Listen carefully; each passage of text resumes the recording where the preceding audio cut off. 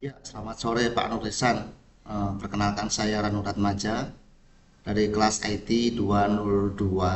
Untuk sore hari ini saya akan mencoba mempresentasikan terkait UAS semester Gasal. Untuk temanya saya mengambil judul terkait dengan Industri 4.0 dan Society 5.0, yaitu Revolusi Industri 4.0 sebagai penopang Society 5.0.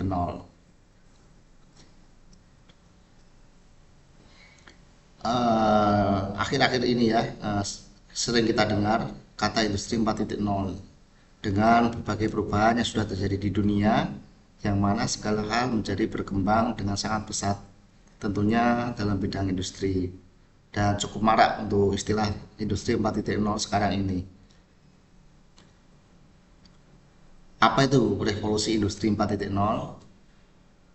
Revolusi industri 4.0 dimulai pada tahun 2015 ya, ketika dunia elektronika mulai berkembang pesat, ditandai dengan adanya elektrifikasi, digitalisasi, IoT, big data, robotik, sistem cloud, yang semua aktivitasnya berbasis teknologi dan masih berkembang hingga sampai sekarang.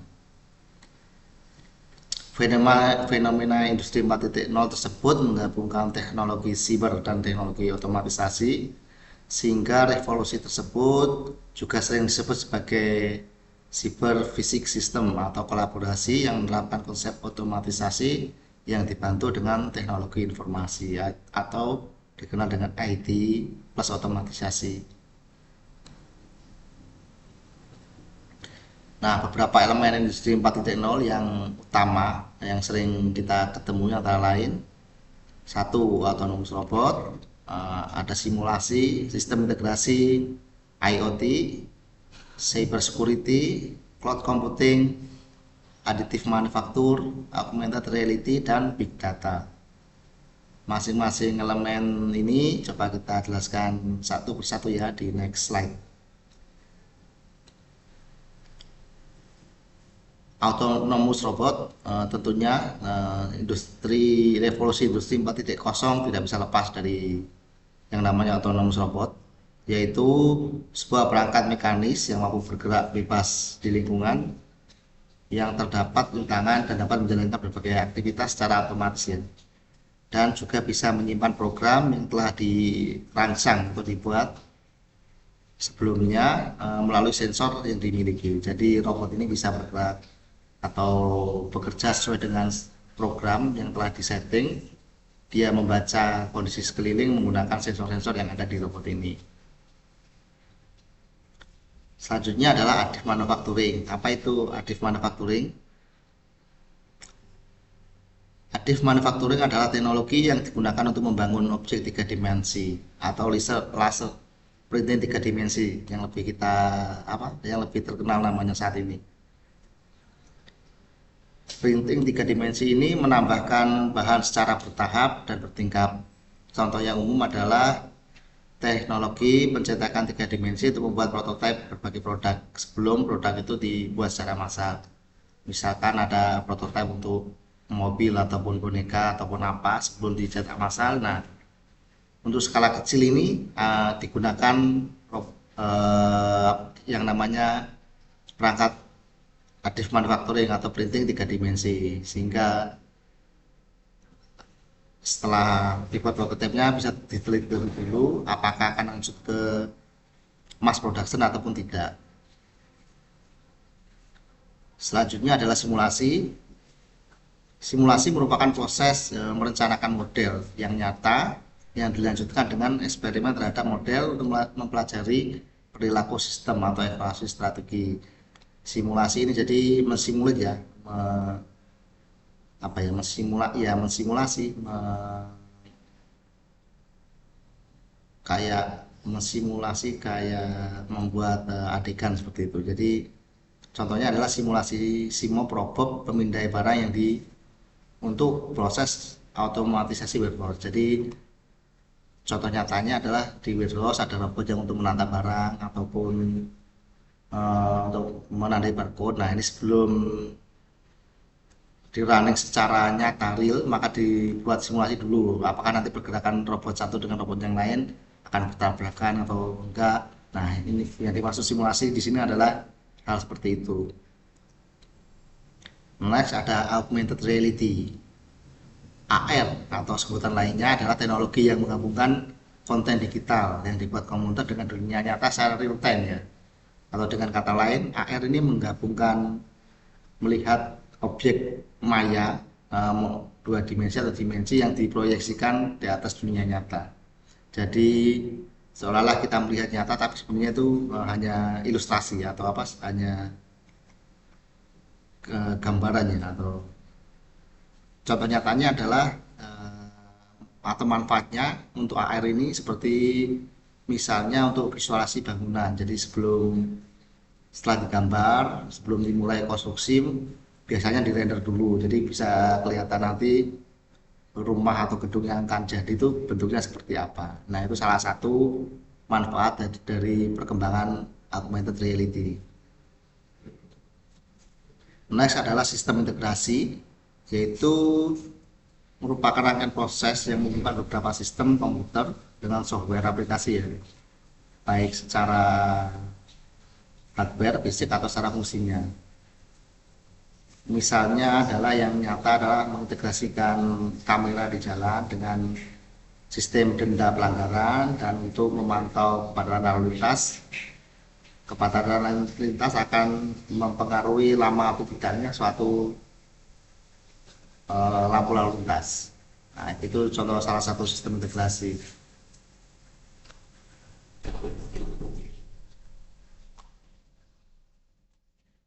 Next adalah Internet of Things. Tentunya kita tidak asing ya dengan istilah Internet of Things ini, atau kita yang sering disebut dengan IoT, yaitu konsep di mana suatu benda ditanamkan teknologi yang canggih seperti sensor atau software dengan tujuan untuk berkomunikasi, mengendalikan dan menghubungkan dan saling bertukar data antara perangkat satu dengan perangkat yang lain yang terhubung ke internet. Jadi ini banyak kita temui di smart manufacturing ya. Jadi mesin-mesin di suatu pabrik atau di suatu proses produksi manufaktur ditanamkan sensor atau software. Nah, semua data dari sensor dan software tersebut ditarik datanya ke internet sehingga saling berintegrasi antara mesin satu dengan mesin yang lain. Next adalah lanjutan dari IoT adalah adanya cloud computing, yaitu penyimpanan di awan atau komputasi awan. Ini adalah menyimpan berbagai data. Tadi data-data yang ditarik dari mesin melalui IoT disimpan di sebuah satu server ya. Tapi server itu tidak harus fisik, jadi bentuknya seperti cloud. Jadi semua data yang ada di cloud ini bisa ditarik atau diakses dari manapun juga. Ini salah satu penerapannya adalah misalkan ada head office di Jakarta, kemudian ingin memantau data-data produksi di pabrik yang ada di luar Jakarta, bisa memanfaatkan cloud computing. Masih berhubungan dengan cloud computing ada big data. Big data adalah sebuah kumpulan proses ya, dari volume data yang sangat besar yang terdiri dari beberapa struktur, dan biasanya ini adalah digunakan untuk membantu bisnis atau suatu perusahaan jika ingin mengambil suatu keputusan.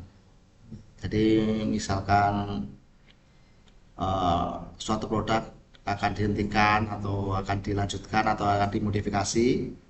Nah, ini tentunya dari manajemen perusahaan akan mendapatkan data dari sistem big data ini ya.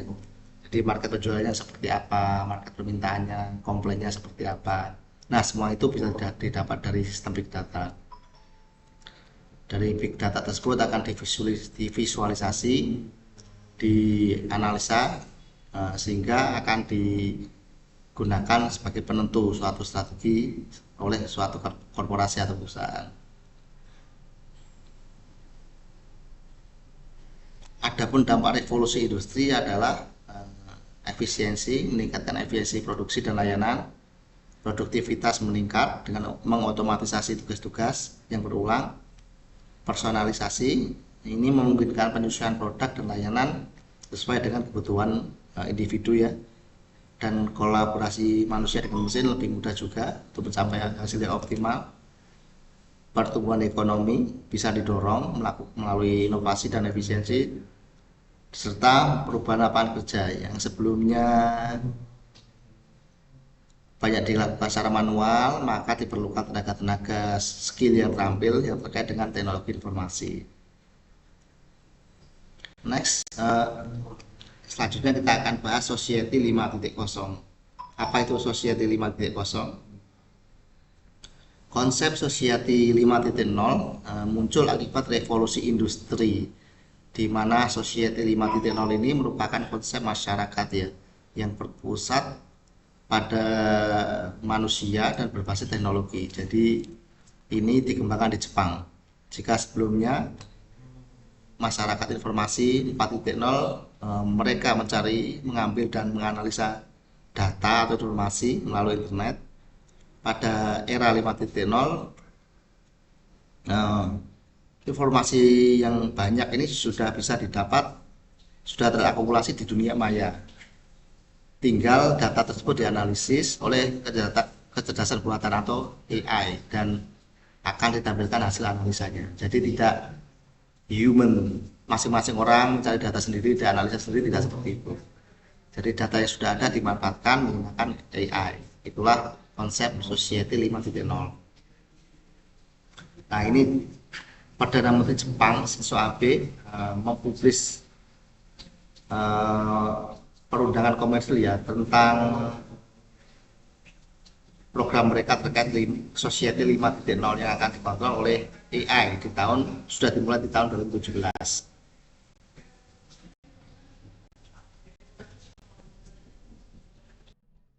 Baik, kita lanjut dengan roadmap Society 5.0 atau masyarakat 5.0. Yang pertama, di era Society 1.0 yaitu tipikal masyarakat pemburu atau hunting ya. Kemudian berkembang menjadi Society 2.0. Ciri khasnya adalah mereka agraris atau bertani. Kemudian setelah ditemukannya mesin uap, berkembang menjadi masyarakat 3.0 atau Society 3.0. Di masa ini masyarakat sudah banyak yang menurut modelnya bekerja di industri. Kemudian meningkat lagi menjadi masa Society 4.0 dengan berkembangnya perangkat elektronika, berkembangnya data dan internet, maka masyarakat ini sudah mulai informasi, bisa dengan mudah mengakses data-data yang ada di internet melalui jaringan www atau jaringan internet. Dan generasi selanjutnya adalah masyarakat 5.0 atau Society 5.0. Ciri khas dari Society 5.0 ini adalah mereka memanfaatkan AI atau kecerdasan buatan untuk menganalisa dan mengakses data yang ada di big data yang disimpan di cloud computing melalui internet.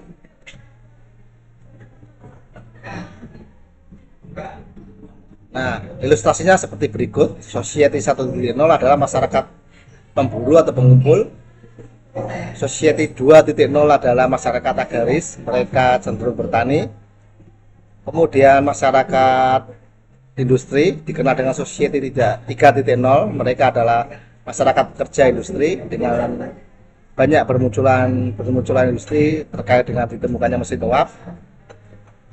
Kemudian perkembangannya adalah Society 4.0, yaitu masyarakat yang sudah cerdas, yang sudah banyak dengan mudah mengakses data-data melalui internet. Dan untuk yang Society 5.0 ini adalah peningkatan. Jadi masyarakat 5.0 ini ciri khasnya mereka tidak sekedar melek data, tidak sekedar melek informasi, tapi mereka menggunakan kecerdasan buatan untuk mengakses atau menganalisa data-data yang tersimpan di cloud melalui server big data. Adapun kendala atau tantangan yang ada saat ini, sepertinya ada antara lain kondisi sekarang orang akan mengakses layanan basis data di dunia maya melalui internet ya.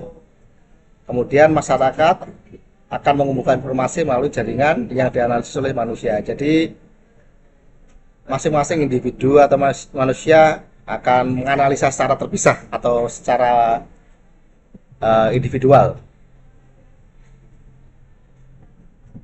Kesulitan yang lain adalah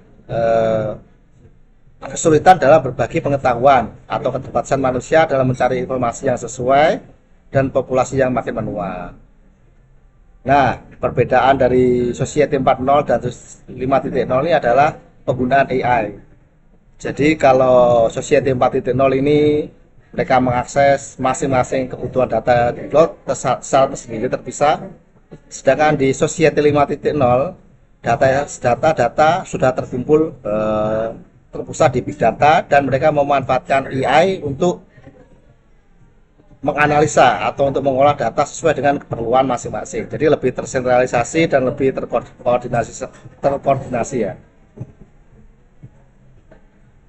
Terkait kondisi masyarakat 5.0, yaitu masyarakat tipe ini konvergensinya tinggi antara ruang maya dan ruang fisik. Jadi seolah-olah konvergennya tidak ada beda ya antara ruang bekerja di dunia nyata dan bekerja di dunia maya. Sejumlah besar informasi dari sensor yang di dunia nyata akan ditarik ke dunia maya. Jadi di dunia maya data-data tersebut akan dianalisa dengan AI dan hasil analisanya akan dikembalikan ke manusia untuk digunakan sebagai pengambilan keputusan. Kemudian kondisi yang lain adalah orang, benda, dan sistem semuanya saling terhubung ya di dunia maya. Jadi hasil optimal karena AI ini akan lebih bagus daripada data tersebut dianalisa oleh secara individual oleh orang ya. Kalau yang menganalisa AI akan lebih bagus hasilnya, sehingga akan membawa nilai baru bagi industri dan masyarakat dengan tidak seperti cara-cara yang sebelumnya. Ini adalah contoh tipikal masyarakat 5.0 terkait dengan kesehatan. Jadi sebelumnya isunya adalah masyarakat yang menua, meningkatnya biaya kesehatan, sosial dan asuransi untuk orang tua. Selanjutnya solusinya adalah berbagi informasi data kesehatan. Jadi data kesehatan dikolek oleh big data, disediakan remote medical care menggunakan AI dan robot untuk di ruang perawatan. Ini sudah diaplikasikan di Jepang ya. Jadi robot akan menangani layanan kesehatan dengan layanan yang sesuai menggunakan AI. Contoh lainnya adalah terkait mobilitas atau transportasi. Isunya adalah penurunan populasi yang menyebabkan daerah pedesaan kurang akses dan pertumbuhan e-commerce tapi kurang supir.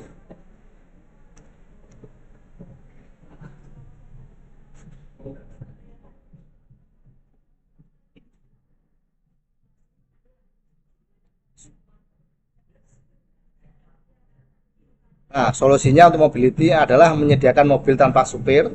Ini sudah ada di US ya, di Jepang, dan menggunakan drone sebagai kurir untuk pengiriman. Itu bisa didapat seiring dengan perkembangan revolusi industri 4.0. Contoh yang lain terkait infrastruktur adalah isu pembangunan infrastruktur yang masif pada periode pertumbuhan ekonomi Jepang menyebabkan meningkatnya biaya inspeksi dan pemeliharaan.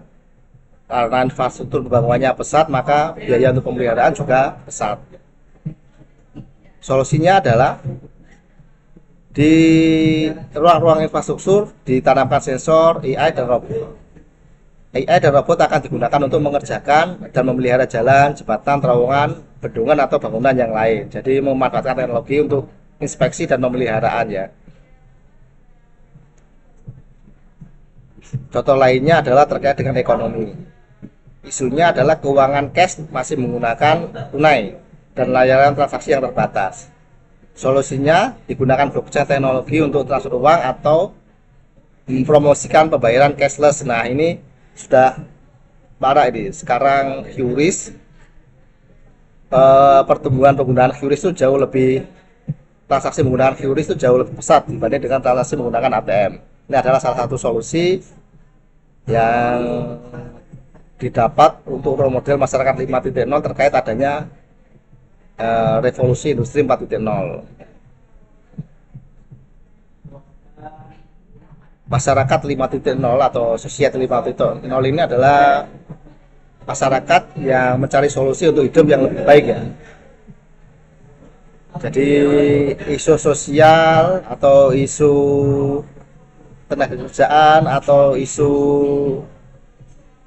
analisa data atau isu-isu yang lain akan coba dikoordinir, dipecahkan, dicari jalan solusinya menggunakan perkembangan teknologi dan dengan atau AI atau artificial intelligence. Nah, contohnya yang lain adalah seperti ini, mendiversifikasi energi lokal atau produksi energi sehingga mendapatkan suplai energi yang lebih stabil, kemudian mengoptimalkan value chain untuk proses manufaktur, mengurangi eliminasi kesalahan eliminasi ya atau kesalahan cacat produksi. Kemudian yang lain adalah mengautomatisasi industri pertanian dan menggunakan robot untuk layanan kesehatan. Prinsip utama dari masyarakat 5.0 ini yaitu mencari solusi untuk kehidupan yang lebih baik. Ada 3 prinsip yang utama, yaitu kenyamanan atau comfort, kualitas hidup yang tinggi atau high quality life, dan tingkat kebugaran yang bagus atau vitality ya.